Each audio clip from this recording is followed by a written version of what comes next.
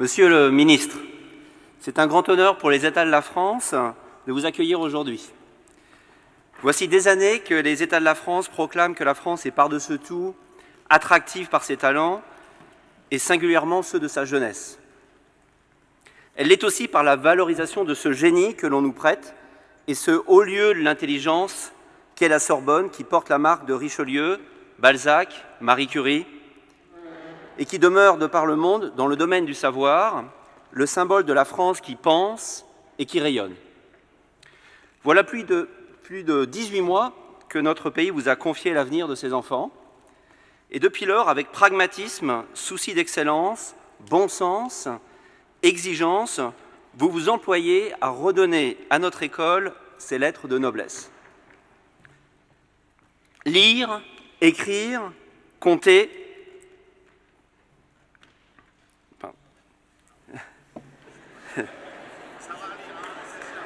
Et il faut suivre, hein.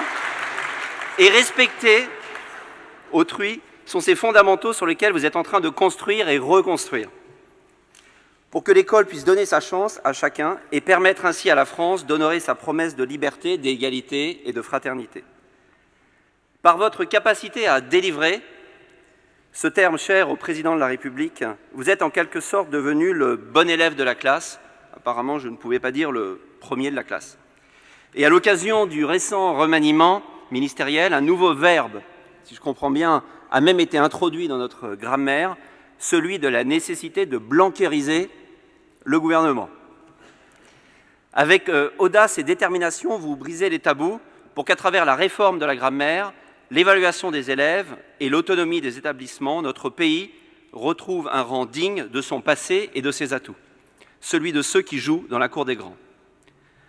Comme vous l'avez récemment exprimé auprès des enseignants, la mission de l'école est avant tout de transmettre les savoirs fondamentaux aux élèves, les éduquer aux valeurs de la République et enfin de préparer leur réussite dans l'enseignement supérieur et la vie professionnelle.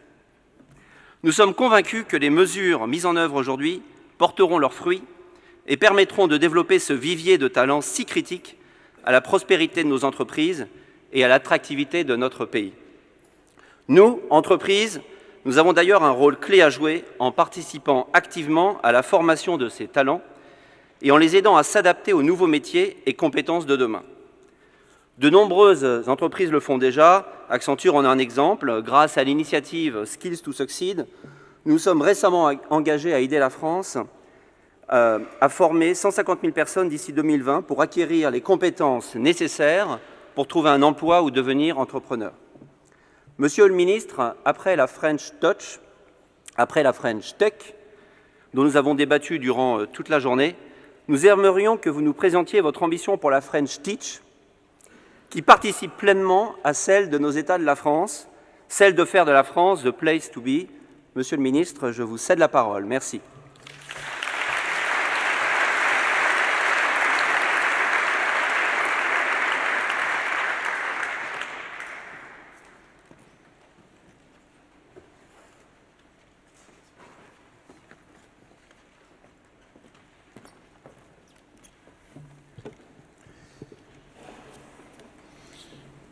Bien, Monsieur le recteur de Paris, Mesdames et Messieurs les ambassadeurs, Mesdames et Messieurs les chefs d'entreprise, Mesdames, Messieurs, merci pour ce que vous avez dit en introduction, et je retiendrai notamment dans ce que vous avez dit la nécessité de considérer la France, aujourd'hui et surtout demain, comme une puissance éducative. Ce mot de puissance éducative, ce n'est pas moi qui l'ai utilisé en premier, c'est le président de la République, dans son avant-dernière allocution télévisée, lorsqu'il a donné 4 adjectifs à la France en tant que puissance. Il a utilisé le mot industriel, il a utilisé le mot économique, mais il a utilisé avant l'adjectif éducatif. La France peut être une puissance éducative en étant tout simplement fidèle à elle-même. Être fidèle à elle-même, c'est d'abord être fidèle à ses qualités. Ce que l'on reconnaît traditionnellement à la France, ce sont des choses qui sont un petit peu illustrées autour de nous. C'est son cartésianisme, et Descartes est parmi nous, il est là. C'est sa capacité logique, c'est d'une certaine façon une certaine rigueur du raisonnement.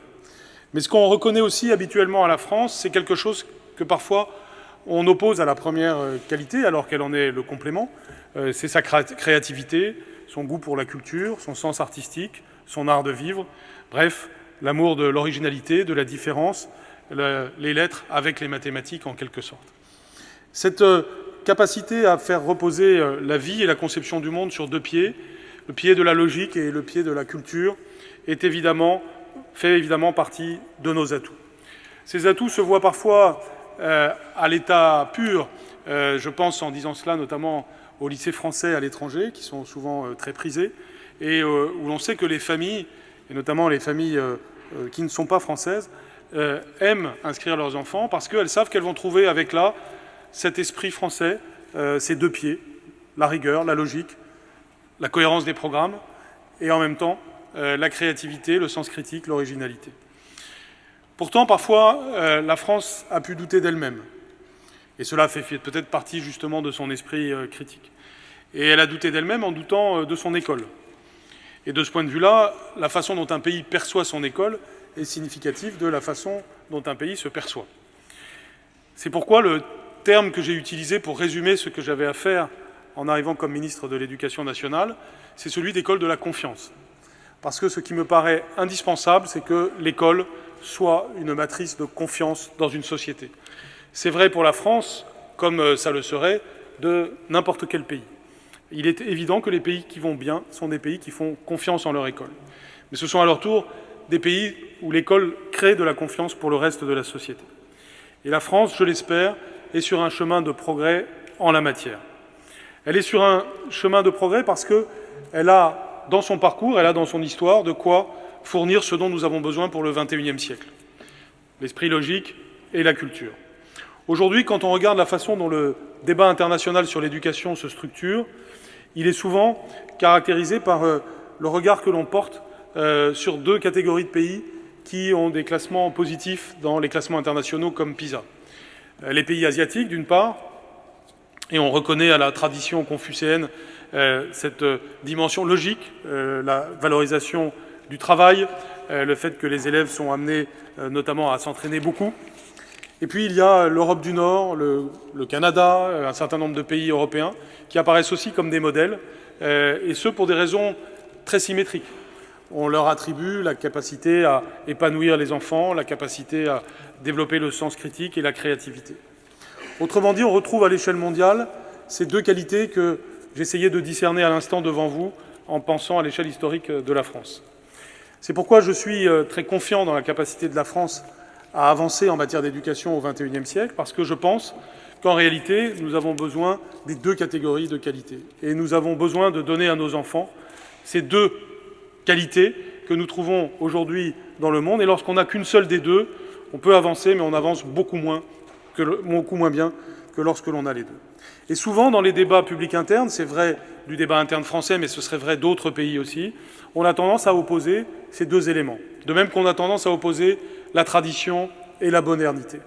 Or, lorsque je veux résumer d'une formule ce que nous avons à donner aux enfants, je dis aussi que nous avons à leur donner des racines et des ailes.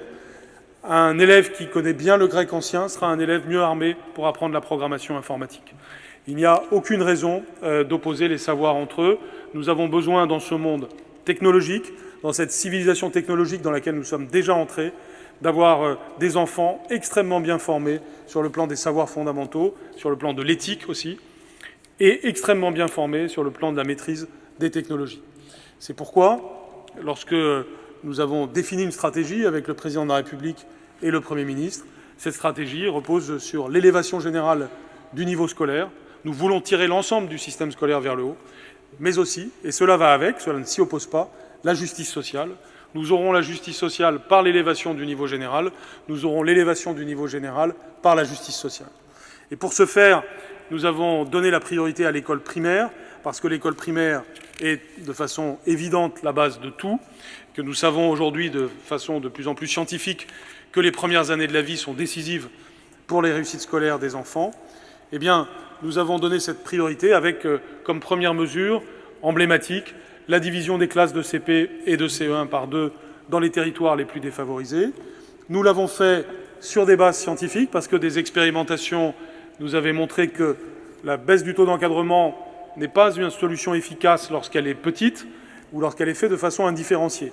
En revanche, lorsqu'on est capable de faire cela de façon massive, c'est-à-dire non pas en enlevant 2 ou 3 élèves, mais en divisant par 2 la classe, et lorsqu'on le fait dès le plus jeune âge et lorsqu'on le fait dans des territoires défavorisés, alors, si l'on accompagne cela d'une stratégie pédagogique qualitative, on peut avoir des effets très significatifs sur la réussite des enfants. Et ceci a déjà commencé. Ce que je vous dis n'est pas un projet, c'est une réalité. C'était aussi pour moi un enjeu en arrivant. Nous avons démontré qu'en 2 mois, du mois de juin 2017 au mois de septembre 2017, la France, le système scolaire français, était capable de transformer l'ensemble des CP et de CE1 de ces territoires les plus défavorisés de cette façon. La France est capable d'unir son éducation nationale et ses communes pour réussir à diviser les classes par 2, à trouver les professeurs expérimentés et à s'organiser ainsi. Et 60 000 élèves ont été concernés dès la première rentrée. Et au moment où je vous parle, c'est 190 000 élèves qui sont concernés. Et dans 1 an, ce sera 300 000 élèves qui seront concernés. Et donc nous aurons réussi à avoir 20% d'une génération, année après année, puisque bien entendu ce dispositif continuera, eh bien, année après année, nous aurons réussi à toucher 20% d'une génération. Ces 20% qui sont justement ceux dont on peut mesurer l'écart de réussite avec les 80 autres pourcents. Ces 20% qui, jusqu'à présent, dans les résultats internationaux, font que la France a pu apparaître comme un pays de puissance moyenne en matière éducative, alors même qu'elle a tous les moyens de tirer l'ensemble de sa population vers le haut. Nous voyons bien les enjeux de société, les enjeux sociaux, les enjeux sociétaux, les enjeux économiques, les enjeux politiques qu'il y a derrière une telle politique éducative. Elle nous remplit de confiance. C'est évidemment une politique de long terme. Il y a quelqu'un au ministère de l'Économie et des Finances qui, sans qu'on le lui demande, a calculé que ça faisait gagner 1 point de PIB à la France en 2040. C'est une réflexion que je vous propose. Mais nous ne l'avons pas fait avec cette visée directe. Notre visée directe, c'était évidemment tout simplement la réussite de tous les enfants. Et une visée directe à moyen terme, mais en réalité une visée directe aussi à court terme, parce que ce qui se passe aujourd'hui même, en ce moment même, c'est que dans les écoles concernées, 20% des écoles primaires de France, eh bien, c'est le climat scolaire qui change. C'est des parents d'élèves qui retrouvent de l'optimisme. C'est des élèves qui ont confiance en eux.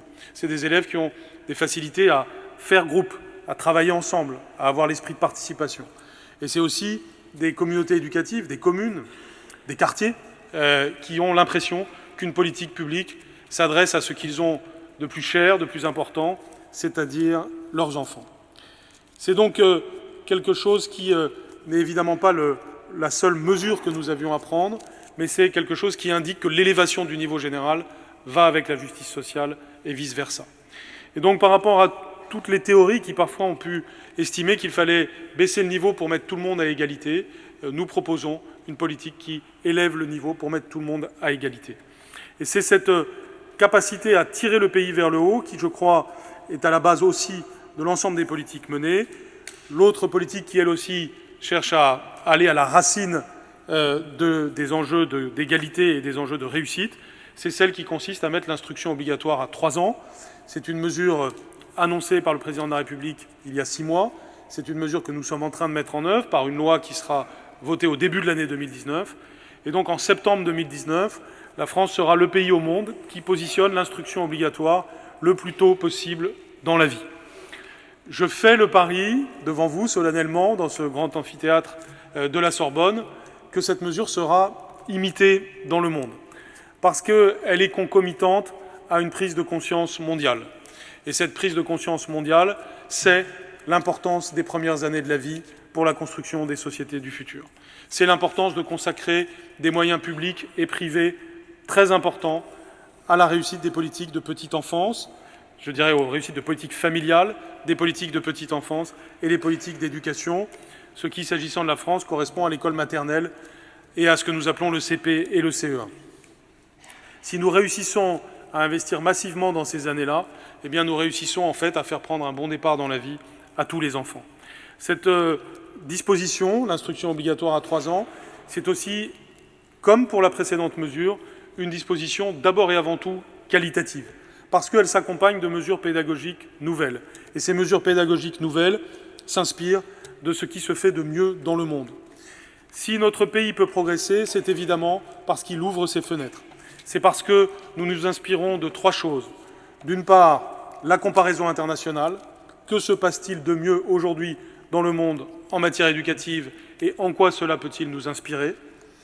Je pense que c'est ce que d'autres pays ont fait avec succès. Je pense par exemple à Singapour, qui en partant de sa tradition confucéenne a su regarder ce qui se passait de bien en Europe, en Amérique et en Asie et a pu mixer en quelque sorte les éléments classiques de sa tradition avec des éléments novateurs. Je pense aussi évidemment aux démarches scientifiques. C'est le deuxième pilier, en plus des comparaisons internationales. Je pense par exemple à ce que nous sommes en train de faire en mathématiques. Grand mathématicien français Cédric Villani, avec Charles Torossian, ont réalisé un rapport que je leur ai demandé sur l'enseignement des mathématiques en France. Eh bien, cet enseignement des mathématiques obéit évidemment à des considérations pédagogiques et scientifiques. Et nous avons, par la preuve, besoin d'avancer, c'est-à-dire nous avons besoin de tester ce qui fonctionne pour ensuite faire en sorte que nos pays avancent sur un tel sujet. Et si je prends l'exemple des mathématiques, eh bien, il y a déjà un pays comme l'Argentine qui s'intéresse à notre plan mathématique et qui envisage de développer les politiques de formation que nous avons pour remuscler l'enseignement des mathématiques. L'exemple des mathématiques est un bon exemple parce que c'est peut-être l'exemple le plus universel et c'est un sujet sur lequel la France, faut-il le rappeler, reste un grand leader mondial avec le record de médailles Fields.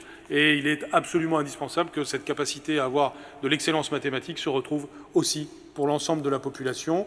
Nous ne pouvons pas avoir que d'excellents mathématiciens, nous devons avoir une nation de personnes qui savent bien calculer, parce que c'est indispensable aussi bien dans la vie personnelle que dans la vie professionnelle. Donc nous avons, encore une fois, voulu nous appuyer pour avancer sur la comparaison internationale, la science, et pour ce faire, nous avons créé un conseil scientifique de l'éducation nationale.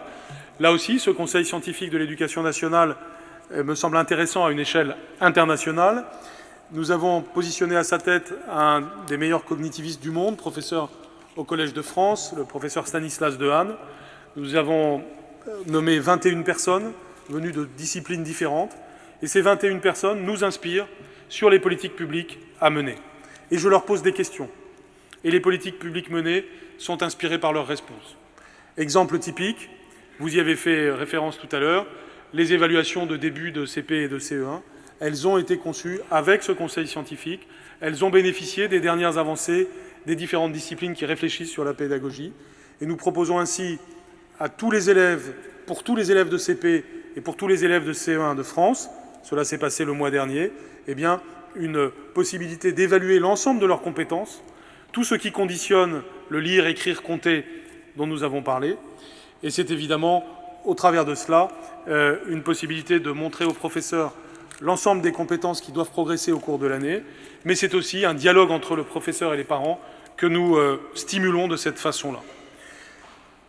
La comparaison internationale, la science, mais aussi, en troisième lieu, l'expérimentation sont à la base de ces politiques publiques.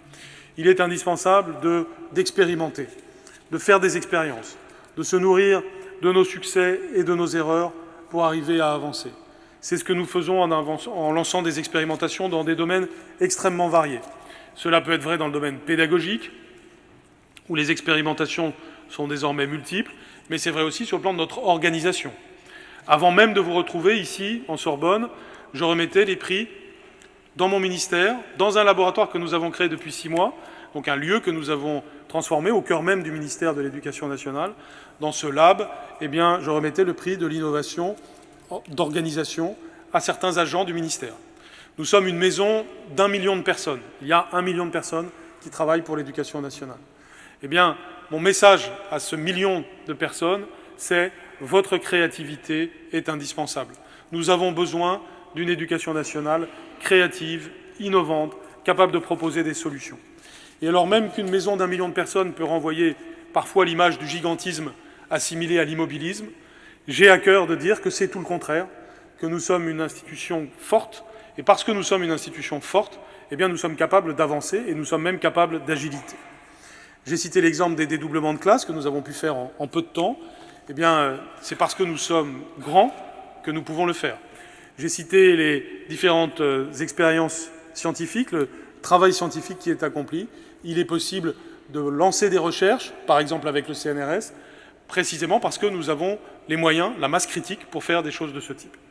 Donc, parfois, big is beautiful, et c'est possible pour l'éducation nationale d'être à la fois dans le big is beautiful et small is beautiful. Nous faisons les deux à la fois, parce que nous sommes une grande structure, mais de plus en plus, nous développons le principe de subsidiarité, c'est-à-dire l'autonomie des établissements, la capacité à innover, à proposer des choses. Nous devons donc progresser à la lumière de ces trois éléments. Et nous le faisons aussi pour l'âge du collège et pour l'âge du lycée. Il serait trop long de développer devant vous l'ensemble des politiques menées en la matière, mais je voudrais prendre juste deux exemples. D'abord, l'exemple du collège. À l'âge du collège, nous avons voulu une mesure que nous intitulons « Devoir fait », parce que cette mesure « Devoir fait » représente, à mon avis, une des méthodes que l'on peut avoir pour faire évoluer un système éducatif, ce que l'on pourrait appeler un virus positif. Autrement dit, une logique qui vient s'insérer dans une partie du système pour contaminer l'ensemble du système. En l'occurrence, il s'agit tout simplement d'un mécanisme d'aide aux devoirs pour les élèves dans l'établissement. On a de nouveau la logique d'élévation du niveau général et de justice sociale, puisque nous savons tous que les élèves ne sont pas tous égaux devant la réalisation des devoirs du fait des circonstances familiales, mais nous savons tous aussi qu'il est important de leur donner des devoirs parce que c'est ce qui leur permet d'exercer leur autonomie, c'est ce qui leur permet de progresser. Eh bien, Devoir fait est aujourd'hui une belle réussite dans tous les collèges de France, et Devoir fait a des effets directs et indirects. Non seulement ils font leurs devoirs et ils s'améliorent, mais aussi ça change la relation avec les professeurs, ça change la relation famille-collège, et là c'est en cela qu'on peut parler de virus positif, parce que ça nous permet d'aller vers la personnalisation du parcours des collégiens, qui est évidemment un but fondamental que nous poursuivons. Et puis le deuxième exemple, c'est le lycée. Au moment où je vous parle, le lycée français est en train de connaître sa révolution interne, parce que nous avons modifié une institution plus vieille que les bâtiments dans lesquels nous sommes, qui est le baccalauréat. Baccalauréat, institution française par excellence, institution napoléonienne, les deux ne sont pas nécessairement synonymes, eh bien, cette institution bicentenaire devait être rénovée depuis un certain temps. Et ça se disait beaucoup chez tous ceux qui étudient cette question. Ça se disait beaucoup, mais ça ne se faisait pas. L'année dernière, à l'issue d'une vaste consultation, le baccalauréat français a changé. Ce baccalauréat est désormais plus convergent avec les autres baccalauréats internationaux qui peuvent exister, mais c'est surtout un baccalauréat qui modernise le lycée français en permettant notamment aux lycéens de faire des choix. Là où il y avait 3 combinaisons dans le lycée général, 3 séries que nous appelions la série, disons, scientifique, la série économique et la série littéraire, eh bien, au lieu de 3 combinaisons, c'est une trentaine de combinaisons que les lycéens français vont avoir à partir de la rentrée prochaine. 30 combinaisons entre environ 7 à 9 spécialités dans un lycée. Ce choix combinatoire est emblématique de l'état d'esprit dans lequel nous sommes.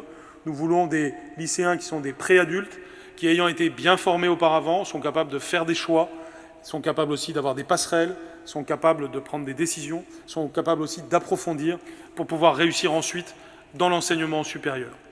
Ce lycée français nouveau, c'est un lycée qui permet l'innovation.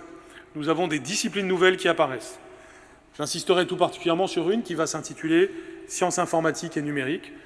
Et pour la première fois donc, à l'échelle de l'enseignement secondaire, et je crois que c'est une première aussi à un niveau international, la discipline informatique apparaît en tant que telle et peut être choisie par les élèves. C'est par exemple quelque chose qui va nous permettre dans le futur d'avoir plus de jeunes femmes qui vont dans les métiers du numérique. C'est quelque chose qui va nous permettre d'alimenter les start-up françaises et l'ensemble des entreprises que vous représentez aujourd'hui qui ont besoin de compétences numériques, et ce à différents niveaux de compétences. C'est évidemment une innovation éducative, mais c'est aussi une innovation levier pour notre société et pour notre économie. Mais la transformation du lycée, c'est aussi la transformation du lycée professionnel. Nous avions ce matin, avec le Premier ministre, révélé l'existence de territoires industriels en France qui font l'objet d'investissements spécifiques. Je pense que vous avez entendu beaucoup parler de politique industrielle aujourd'hui. Eh bien, cela va de pair avec l'existence dans le futur du maillage du territoire français par des campus professionnels. Ces campus professionnels seront des campus thématiques, ouverts vers les compétences du XXIe siècle, campus numériques, campus de la transition écologique, campus de la mer, campus de l'agriculture biologique. Ensemble, l'ensemble des compétences dont nous avons besoin au XXIe siècle, l'ensemble des compétences qui vont nous permettre de positionner l'enseignement professionnel, non pas comme la dernière roue du carrosse, mais au contraire, comme ce qui est une locomotive pour notre système scolaire, parce qu'il y aura de l'innovation pédagogique, parce qu'il y aura des laboratoires de recherche, parce qu'il y aura de l'enseignement supérieur, dans un endroit où, par ailleurs, on forme professionnellement des jeunes et des adultes. Cela va de pair aussi avec le développement de l'apprentissage dans notre pays, et donc avec une vision de la formation tout au long de la vie, qui est indispensable désormais pour tout le monde, et qui est ce qui caractérise aussi notre approche de la formation initiale, une formation qui donne les outils pour toujours apprendre tout au long de la vie. Vous le voyez, il y a une vision de long terme qui s'articule avec une vision de court et de moyen terme. Nous misons bien entendu sur le numérique, mais nous misons aussi sur les langues. Le développement des langues est évidemment là aussi un enjeu majeur. Cela va se traduire par un plan sur les langues que j'annoncerai dans quelques semaines. Ce plan sur les langues va insister beaucoup sur la compétence de première langue vivante totalement ancrée à l'occasion de l'école primaire et d'une deuxième langue vivante ancrée elle aussi à l'occasion de l'enseignement secondaire, conformément à ce que le président de la République a dit ici même le 26 septembre 2017, lorsqu'il a dit que ça pouvait être un objectif pour la France, mais aussi pour l'Europe, que chacun de ses enfants apprenne deux langues de façon consolidée. Enseigner deux langues vivantes en plus du français, en développant notamment les certifications en langue, promouvoir la reconnaissance mutuelle des diplômes de niveau bac en Europe, promouvoir la mobilité des jeunes avant et après le baccalauréat grâce au doublement du programme Erasmus, ouvrir la formation initiale et continue de nos professeurs sur le monde et sur l'Europe, développer des liens renforcés avec les autres systèmes éducatifs du monde entier, s'ouvrir donc sur le monde. Cela passe par toute une série de mesures que nous avons commencé à prendre, qui signifie aussi que nous voulons un système éducatif français rayonnant, mais aussi un système éducatif français ouvert sur les compétences du futur, fier de ses racines, parce que nous avons des atouts qui sont propres à la France, mais aussi fier de son ouverture, parce que ce n'est jamais en regardant que le passé que l'on peut avancer, c'est surtout en regardant les autres, en n'opposant pas les deux choses, en alliant les deux, en retrouvant toutes nos qualités, en leur faisant donner tout leur sens, parce que nous voulons une école de la confiance, une école au cœur de la société, mais aussi une école au cœur du monde, parce que les enjeux que nous essayons de relever sont évidemment des enjeux qui sont aussi ceux du monde entier. Merci beaucoup.